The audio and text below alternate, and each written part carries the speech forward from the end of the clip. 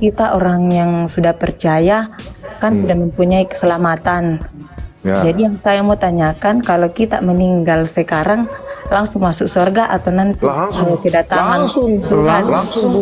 Langsung. Bukan saat kedatangan Tuhan yang kedua kalinya. Langsung. Roh itu kembali kepada Allah. Langsung. Oh. Iya, langsung.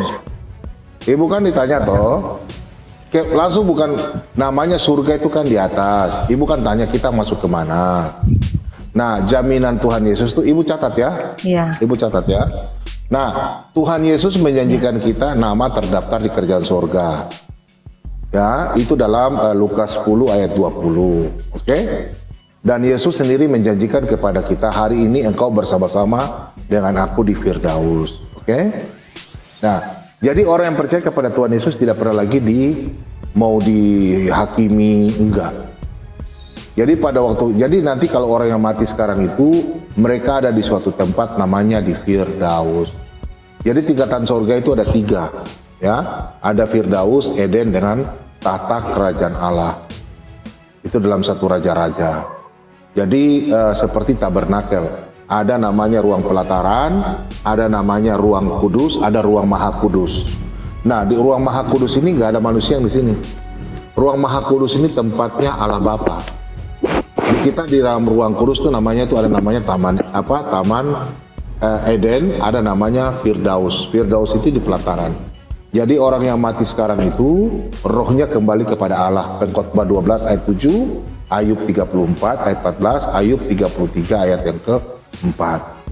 Jadi roh Allah kembali. Jadi sekarang ibu tanya, kemana kita? Kita lagi beristirahat. Nanti orang yang mati beristirahat dengan perbuatan mereka. Di mana ayatnya? Wahyu 14 ayat 13. Ibu sudah catat, Bu?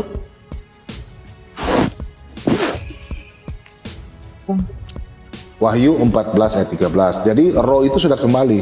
Tubuhnya di mana? Tubuhnya di dalam tanah. Nanti Yesus datang, itu yang nanti akan dibangkitkan. Jadi orang yang mati sekarang itu pertanyaannya ada di mana? Mereka ada di Firdaus. Lukas 16 ayat 18 sampai selanjutnya sampai 26. Oke? Yep. Nah, jadi orang yang beristirahat ini mereka ada di suatu tempat, tapi namanya di Firdaus untuk orang yang percaya. Mereka ada istirahat di sana. Tapi kalau untuk orang yang tidak percaya, itu ada di Gehenna, halaman neraka. Mereka sementara lagi menunggu di Seoul istilahnya, di halaman neraka itu, di Gehenna. Berisik Elia ya. Apalagi pertanyaannya, Bu? Ya itu aja. Jadi kalau ibu mati besok nggak usah takut, ibu sudah damai. Bagaimana dengan kebangkitan? Nah, nanti kebangkitan itu kan tubuhnya yang dibangkitkan, rohnya kan sudah kembali. Nah, nanti pada waktu kebangkitan itu kita tidak bersama-sama dengan mereka. Kebangkitan itu ada 2 kali, Bu. Kebangkitan ada 2 kali. Catat ayatnya ya. Ya, ya. Kebangkitan pertama itu kita yang mengalami. Itu di dalam Yohanes 5 ayat 29, 28, 29. Pada waktu kedatangan anak manusia, roh-roh manusia di kuburan itu akan dibangkitkan. Di dalam 1 Tesalonika 4 ayat yang ke-13 sampai 18. Khususnya ayat yang ke-16. Di situ dikatakan orang yang mati akan dibangkitkan, oke? Nah, kemudian nanti ibu baca di situ ya, dari 1 Tesalonika 4 ayat yang ke-13 sampai 18. Nah, kemudian pertanyaannya ibu, apa tadi yang terakhir? Kebangkitan.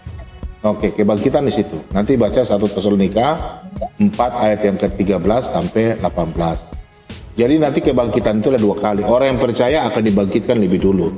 Nanti yang orang yang tidak percaya nanti masalah setelah masa 1000 tahun. Ayatnya di mana? Wahyu 20 ayat yang ke-10. Oke? Wahyu 20 ayat Wahyu 20 ayat yang kelima. Yang kelima, Wahyu 20 ayat kelima. Ibu Ana tolong baca, Ibu Ana.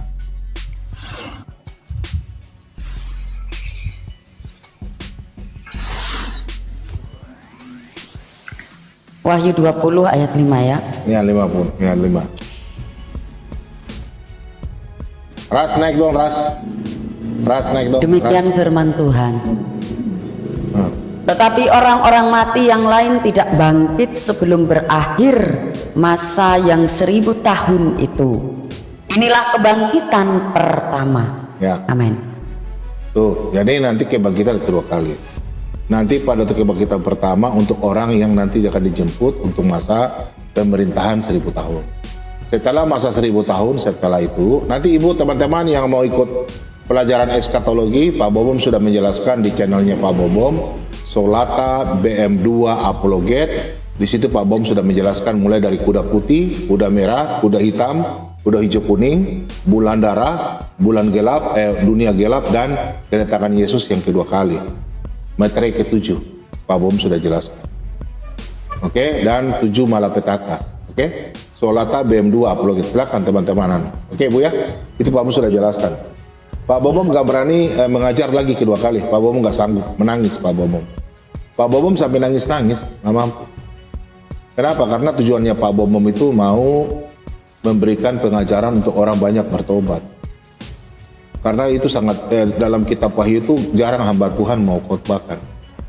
Coba di gereja toh, jarang toh kitab Wahyu. Jarang. Karena kitab Wahyu itu eskatologi dan itu sangat berbahaya. Karena orang salah khotbah risikonya besar. Gak bisa sembarang. Kitab Wahyu itu. Dan itu pelajarannya lama, diajarkan lama. Oke, ada pertanyaan lagi Bu? Soal penghakiman, apakah orang percaya juga masih akan dihakimi nanti? Oke, Matius 25 ayat yang ke 33, 34. Coba Ibu Ana tolong baca ayat yang ke 33 dan 34, kambing dan domba dipisahkan. Matius 25. Ayat berapa Pak? 30 penghakiman Matius 25. Ayat 33, 34 ya. Baik. Dan ia akan menempatkan domba-domba di sebelah kanannya dan kambing-kambing di sebelah kirinya. Dan raja itu akan berkata kepada mereka yang di sebelah kanannya, "Mari, hai kamu yang diberkati oleh Bapakku, terimalah kerajaan yang telah disediakan bagimu sejak dunia dijadikan." Amin. Ya, berarti orang-orang yang masuk, orang Kristen masuk surga kan? Tidak perlu penghakiman lagi, ya Bu ya? Oh iya. Nah, jadi kalau orang mengatakan bahwa orang Kristen mau dihakimi, enggak. Jadi langsung sudah jadi kerajaan itu sudah disediakan bagi kita. Berbeda dengan mereka kadal gurun. Oke, mereka berbeda. Coba Ibu Ana tolong baca ayat 41. Ayat 41. Untuk mereka ya. Baik. Demikian firman Tuhan.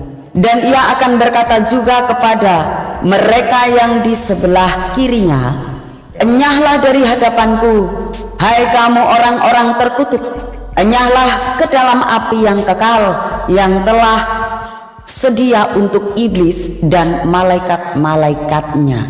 Tuh, ha? Jadi orang yang di luar Kristen nanti setelah masa pemerintahan mereka dibuang ke dalam api. Wahyu 20 ayat 10. Oke Bu? Oke, terima kasih. Ya, nanti Ibu tolong baca, Pak Bobom pesan. Ya, Matius 13 ayat yang ke-47 dan selanjutnya. Di situ tentang pukat. Tentang pukat. Jala itu jaring. Jadi nanti ikan yang bagus dimasukkan ke pasu, ikan yang jelek dibuang ke dalam pembuangan. Di situ nanti lari ke situ ke neraka, oke? Dipisahkan.